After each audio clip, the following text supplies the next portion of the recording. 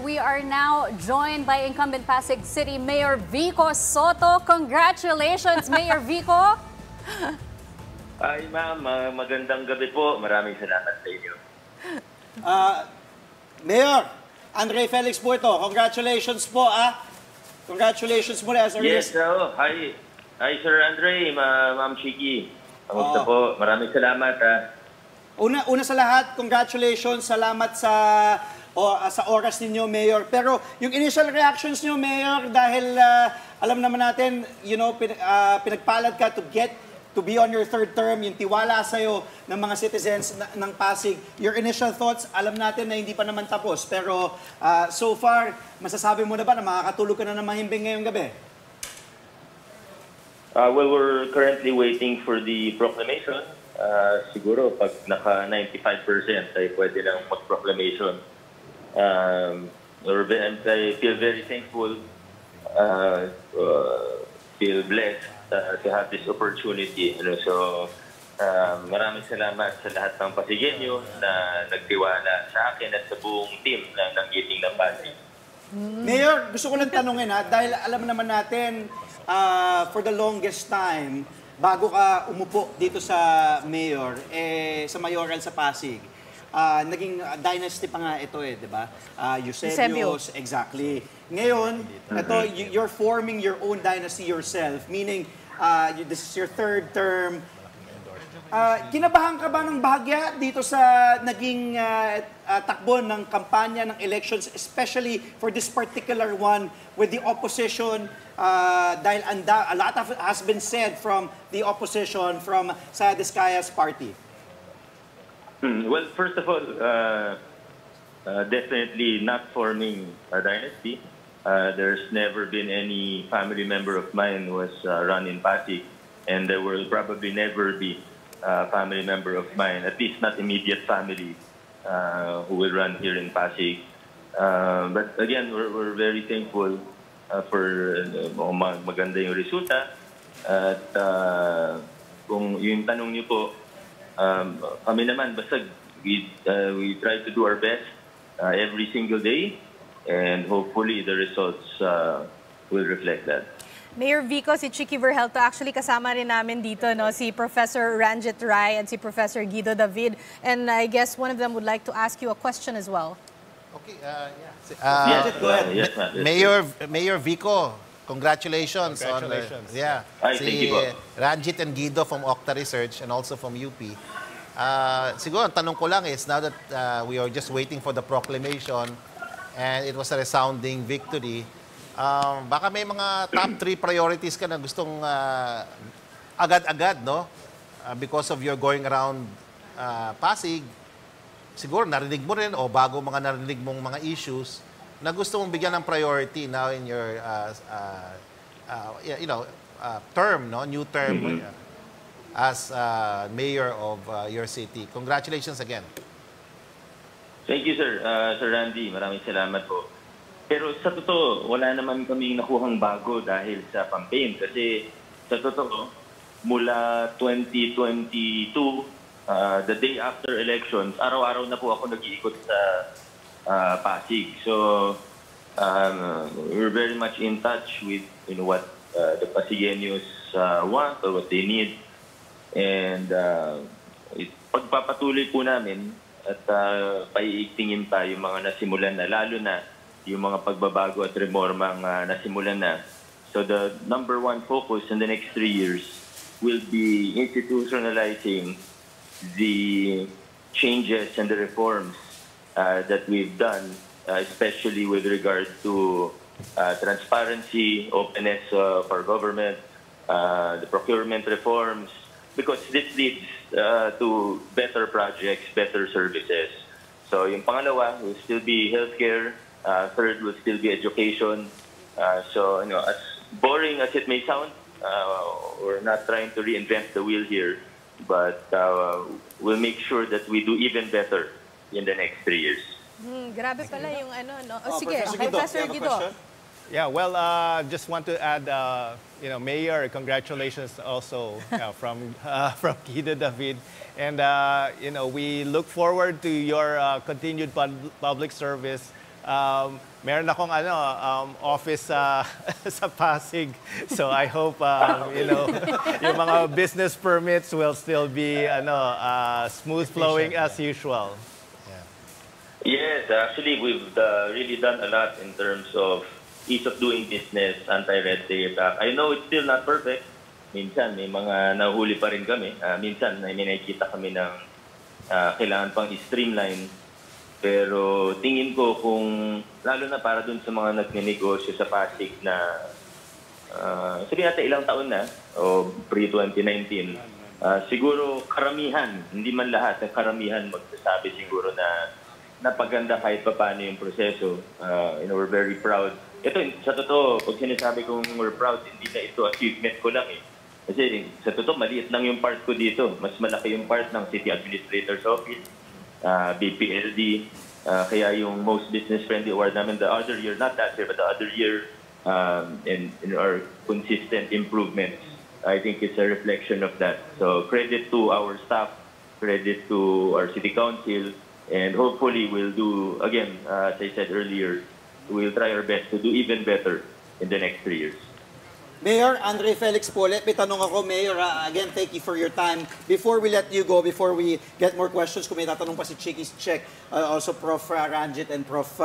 Guido. Gusto ko tanungin, Mayor, kasi you're cruising to your historic third term here as the final votes are being tallied. But 3 days ago, ang daming mga nangyari 3 days before the elections. May ex-City Hall employee na nag-file ng petition to disqualify you over alleged vote buying involving the distribution of cash allowances for scholars.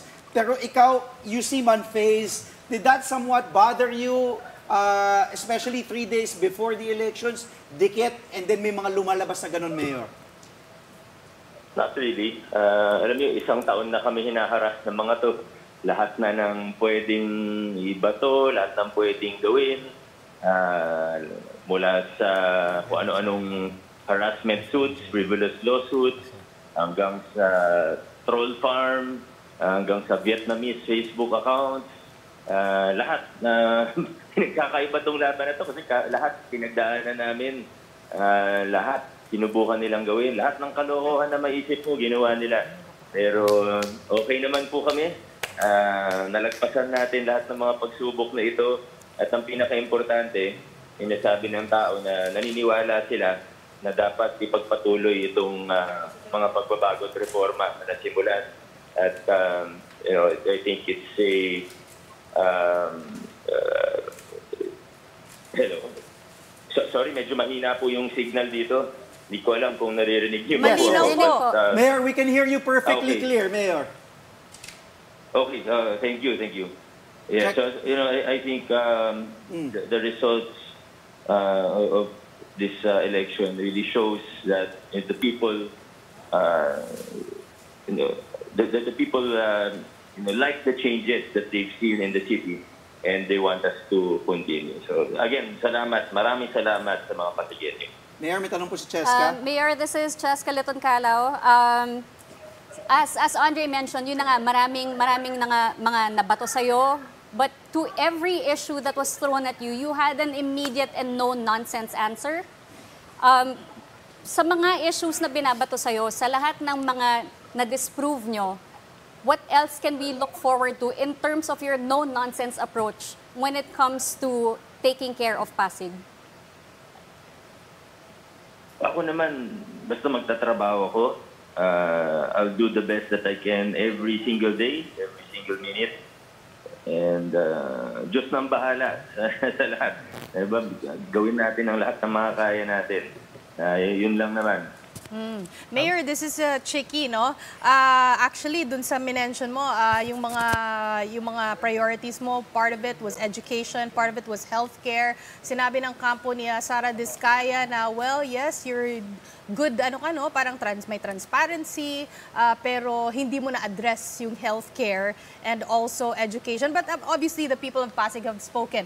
How are you celebrating? Alam ko, you said earlier, no, na 90%, antayin mo yung mga 90%, but come on, proclaim na po kayo, Mayor of Pasig. Very, very far behind. Pwede ka na mag-celebrate, Si Mayor. Sara. Yun ang gusto sabihin ni Chiki. Pwede na daw matulog. Maraming salamat. How are you celebrating, Of course, we Mayor? have to wait for the we have to wait for the official proclamation of COMELEC. So nandito po kami ngayon sa Rizal High School, nag-aantay lang ng official proclamation. And as you said, malinaw na malinaw yung sinasabi ng Pasigenyo. Malinaw ang tinig ng mga Pasigenyo ngayon na naramdaman nila yung mga ginawa sa, hindi lang yung sa paggugobyerno, yung sa style, yung sa pagtataguyod ng mga prinsipyo ng mabuting paggogobyerno, good governance. But really, what we're showing is that transparency, that good governance works, and it translates to better programs, projects, and services. For healthcare, we have the... anyway, siguro it's not now, not the time to go into detail. Pero siguro malinaw na malinaw yung sinasabi ng Pasigenyo na, alam niyo, kung di naman nila naramdaman yung trabaho, sa healthcare, sa education, kung hindi nila naramdaman yung ginawa ng gobyerno nila, siguro iba yung resulta po ngayon. So it's just, I think the results will speak for itself. Serious talaga si Mayor Vico. Mukhang no plans of celebrating. Mayor, Sabi ko sa'yo, no nonsense eh. No nonsense talaga. Mayor, hating gabi na 6:30 ceremony po kami. Mayor, alam kong pagod ka na, alas 12 na nga as you mentioned, hating gabi na. Si Prof. Guido David ng Okta, may tatanong pa yata ulit sa'yo. Prof. Guido, go ahead. Yes, Yes. last Go ahead, question. Yes, sorry, Mayor, last question lang. Now that you're on your third term, so what are your plans for 2028? Baka may... Wala. Wala pa. Wala pa. Okay, thank you, Mayor. Hindi, wala talaga. Hindi, wala pa. Wala talaga. Wala talaga.